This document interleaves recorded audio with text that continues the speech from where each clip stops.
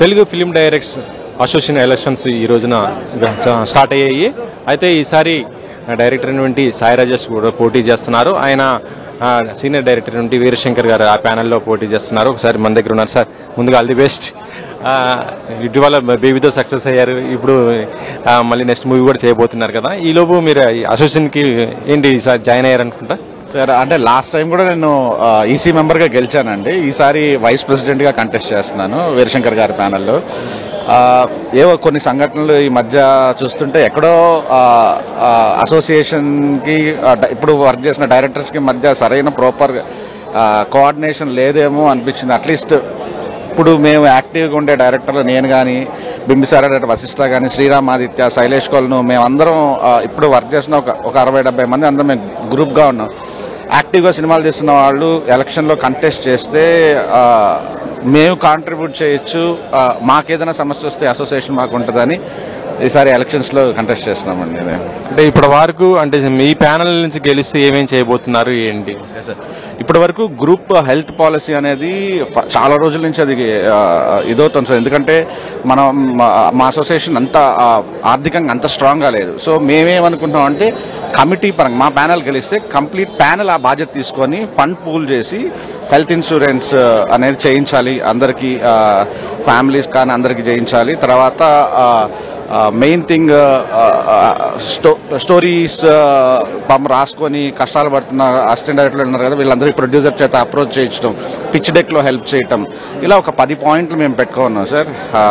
కొత్త భవనం కన్స్ట్రక్ట్ చేసుకోవటం, ఇలా ఒక 10 పాయింట్లు మేము అనుకున్నాం సార్ మేనిఫెస్టోలో. ఓకే, అంటే ఇప్పటివరకు ఎంతమంది ఓటు హక్కు వినియోగించుకున్నారు? ఇప్పటి వరకు 250 మంది చేస్తున్నారండి. దాదాపు నాకు తెలిసి 1000 మంది ఈజీగా పోల్ చేస్తారు. చాలా ఇంత ఉధృతంగా జరగడం ఇదే ఫస్ట్ టైం సార్. అంటే ఇప్పుడు సీనియర్ డైరెక్టర్లు ఉన్నారు అందరూ కూడా, అంటే రాజమౌళి గారు లేకపోతే త్రివిక్రమ్ ఇలా, అంటే వాళ్ళందరూ కూడా వస్తారా ఎట్లా? అందరూ వస్తారండి. ఇందాకే బోయపాటి గారు వచ్చిపోయారు, వస్తారు. రాజమౌళి గారు అందరూ వస్తారు సార్. సో అంటే గత ప్యానల్ వాళ్ళు ఎలా చేశారు, ఏమున్నా అంటే లోటుపాట్లు ఉన్నాయా? అంటే ఖచ్చితంగా ఎవరు చేసినా అందరూ లాస్ట్ టైం కూడా హెల్త్ గురించి చాలా కష్టపడి వర్క్ చేస్తారు. ఎందుకంటే లాస్ట్ టైం ప్యానెల్లో నేను కూడా ఉన్నాను కాబట్టి. ఈసారి ఆ ప్యానెల్ నుంచి ఎవరు కంటెస్ట్ చేయట్లేదు, బట్ నేను మాత్రం వైస్ ప్రెసిడెంట్గా కంటెస్ట్ చేస్తున్నాను.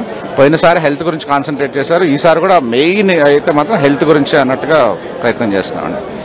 అంటే ఇప్పుడు ఎలక్షన్స్ సాయంత్రం 5 గంటల దాకా అంటున్నారు కదా, అంటే రిజల్ట్ ఎప్పుడు అనుకుంటున్నారు? ఇప్పుడు అండి ఒక 5 గంటలకి పోల్ కౌంటింగ్ స్టార్ట్ అవుతుంది. ఒక 2 గంటల్లో మొత్తం తెలిసిపోతుందండి.